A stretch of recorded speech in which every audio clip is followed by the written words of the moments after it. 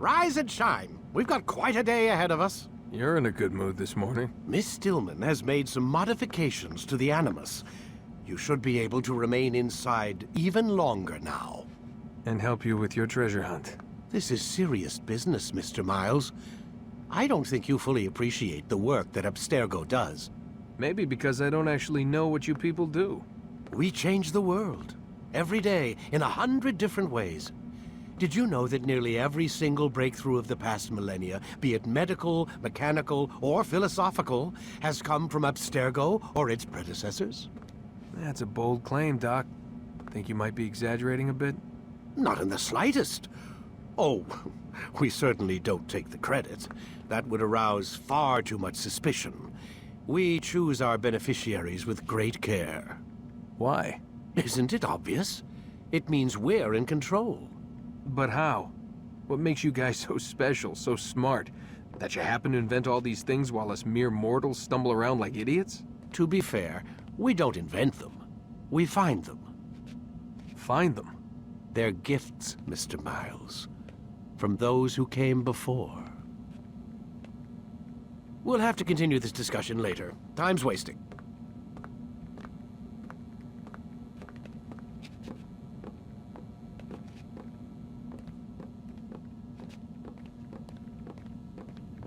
Morning, Desmond. Yeah. Hi.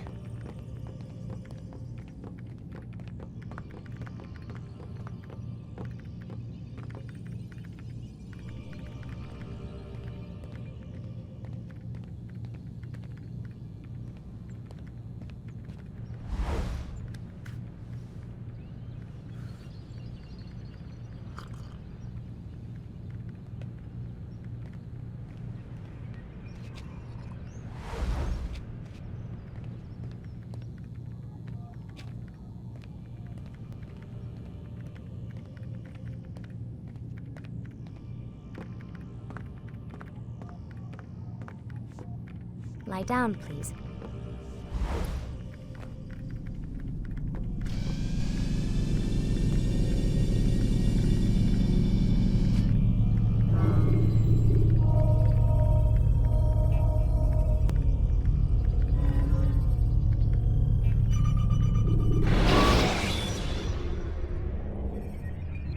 Use vigilantes you have freed to block your pursuers and break their line of sight.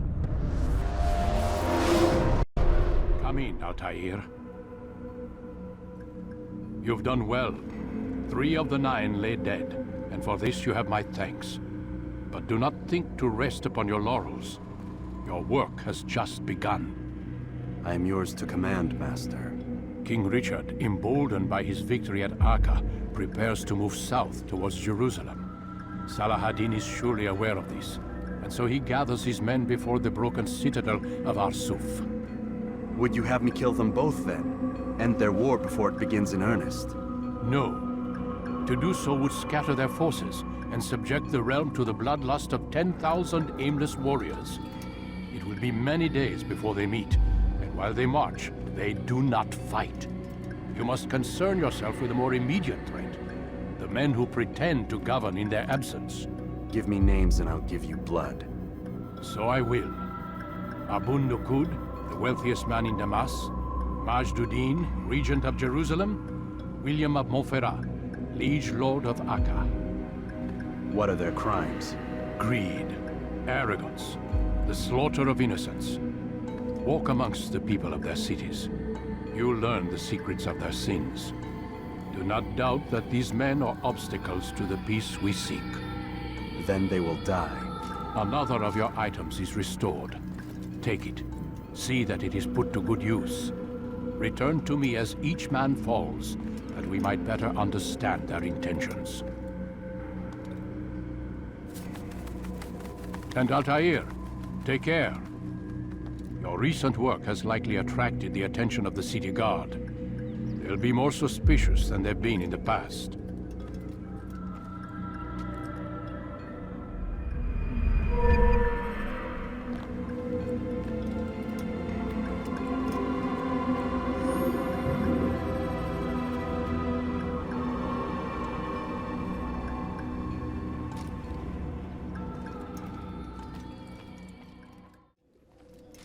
Altair, my friend. Welcome, welcome. Whose life do you come to collect today?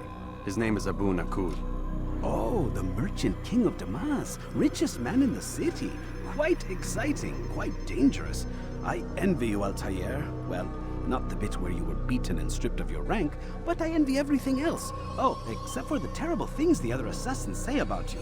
But yes, aside from the failure and the hatred, yes, aside from those things, I envy you very much. If you're finished, I've gathered the information required to begin my task. You work quickly. Tell me what you've learned. Abu Nuqoud is corrupt to the core and despised by his own citizens as a result. It appears he's been stealing money meant for the people of Damas and spending it on himself. Even as we speak, he flaunts his greed, preparing for a lavish party. His guards and servants should have their hands full dealing with the guests. They won't even know I'm there. Most impressive, my friend. The others said you'd make a mess of things, but not I. No, I was sure you'd come through, and come through you have. The Bureau is yours to do with as you please until you're ready to begin.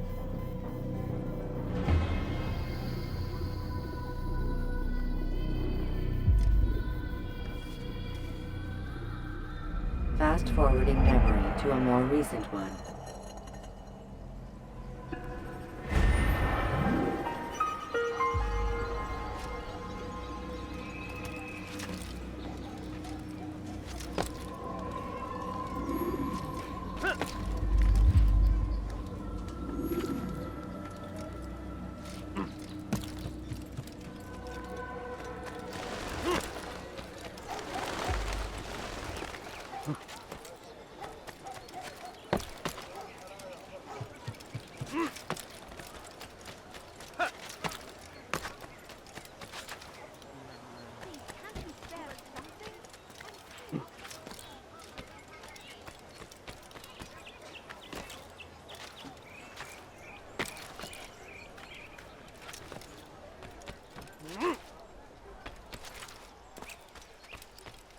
You are not allowed to be here.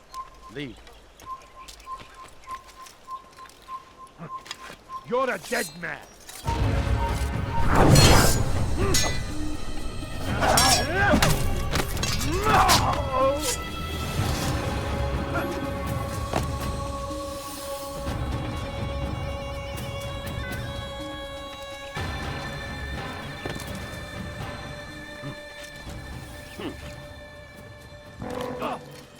No reason for doing that.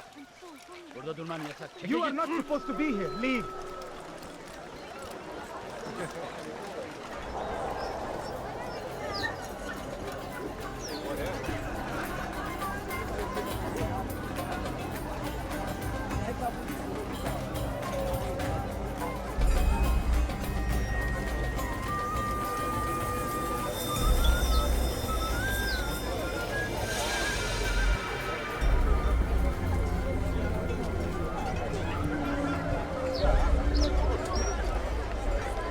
Welcome, welcome. Thank you all for joining me this evening. Please eat, drink, enjoy all the pleasures I have to offer. Take your time, I will wait. I trust everything is to your satisfaction. Most excellent, most excellent. Good, good. It pleases me to see you all so happy. For these are dark days, my friends, and we must enjoy this bounty while we still can. War threatens to consume us all. Salah-ad-Din bravely fights for what he believes in, and you are always there to support him without question. It is your generosity that allows his campaign to continue. So, I propose a toast then.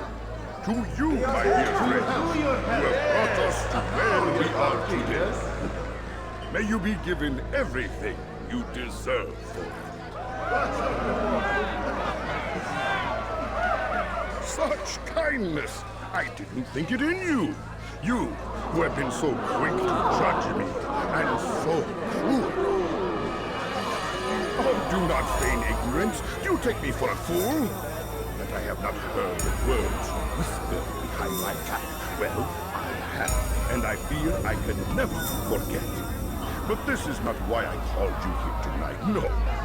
I wish to speak more of this war, and your part in it. You give up your coin quick as can be, knowing all too well it buys the deaths of thousands. You don't even know why we fight.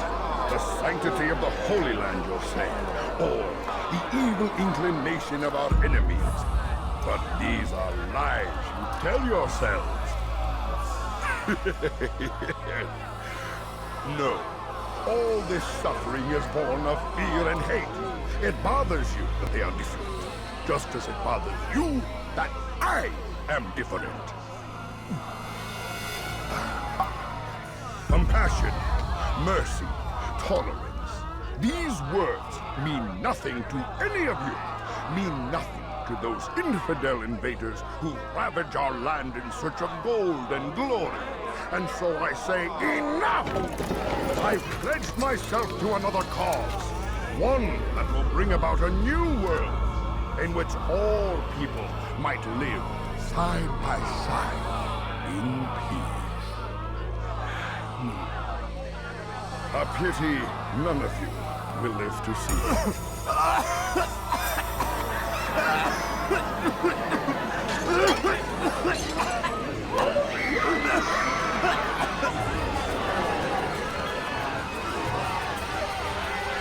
Kill anyone who tries to escape.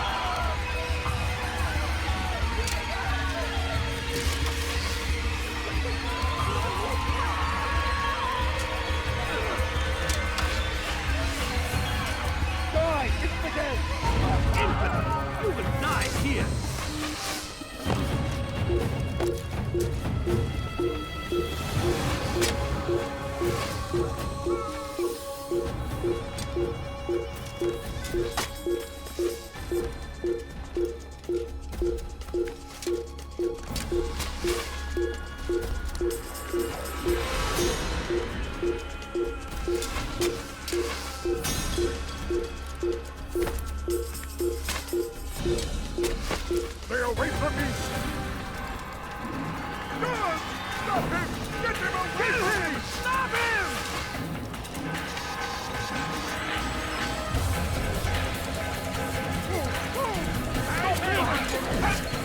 You won't get away from me!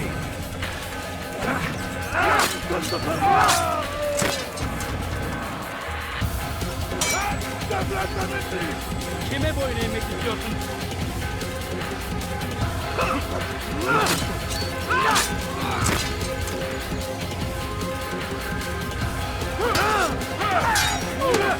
Geber kafya!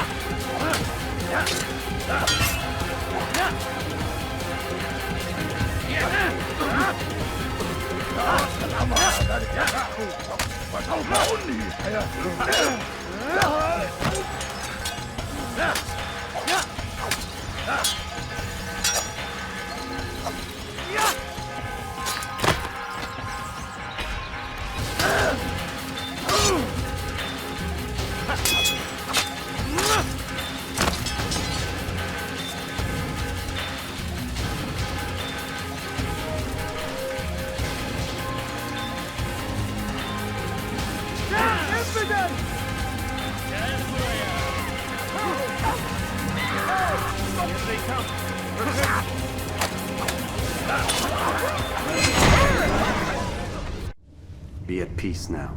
Their words can no longer do harm. Why have you done this? You stole money from those you claim to lead, sent it away for some unknown purpose. I want to know where it's gone and why. Look at me. My very nature is an affront to the people I ruled. And these noble robes did little more than to muffle their shouts of hate. So this is about vengeance, then? No, not vengeance, but my conscience. How could I finance a war in service to the same god that calls me an abomination? If you do not serve Salah ad-Din's cause, then whose? In time, you'll come to know them. think perhaps you already do. Then why hide? And why these dark deeds? Is it so different from your own work? You take the lives of men and women, strong in the conviction that their deaths will improve the lots of those left behind. A minor evil for a greater good? We are the same. No, we are nothing alike. Ah, but I see it in your eyes. You doubt. You cannot stop us. We will have our new world.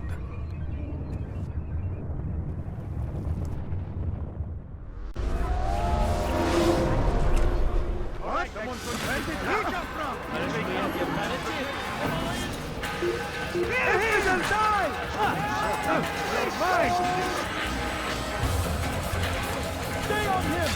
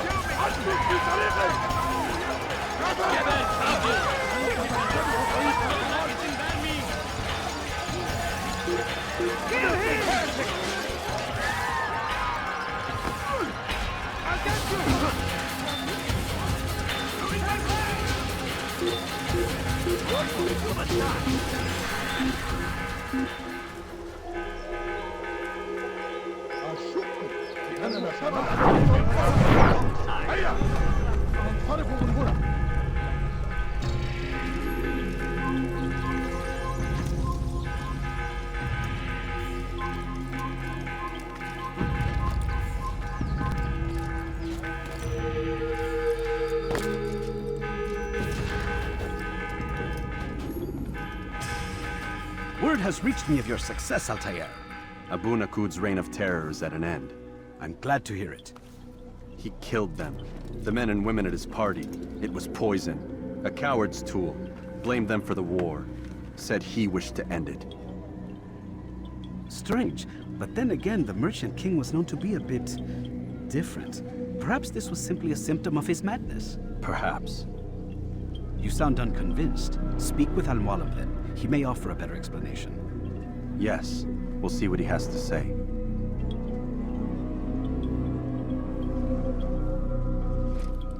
Fast-forwarding memory to a more recent one.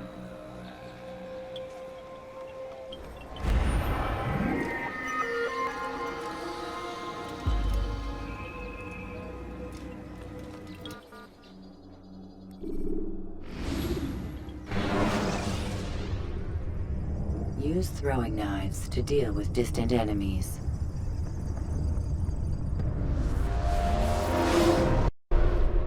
Come, Altair. Speak with me a moment.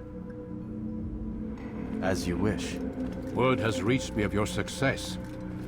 You've my gratitude and that of the realm. Freeing these cities from their corrupt leaders will no doubt promote the cause of peace. Can you really be so sure? The means by which men rule are reflected in their people. As you cleanse the cities of corruption, you heal the hearts and minds of those who live within.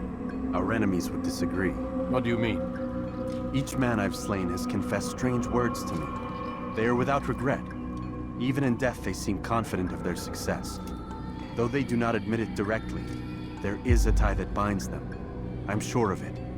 There is a difference, Altair, between what we are told to be true and what we see to be true. Most men do not bother to make the distinction. It is simpler that way. But as an assassin, it is your nature to notice, to question.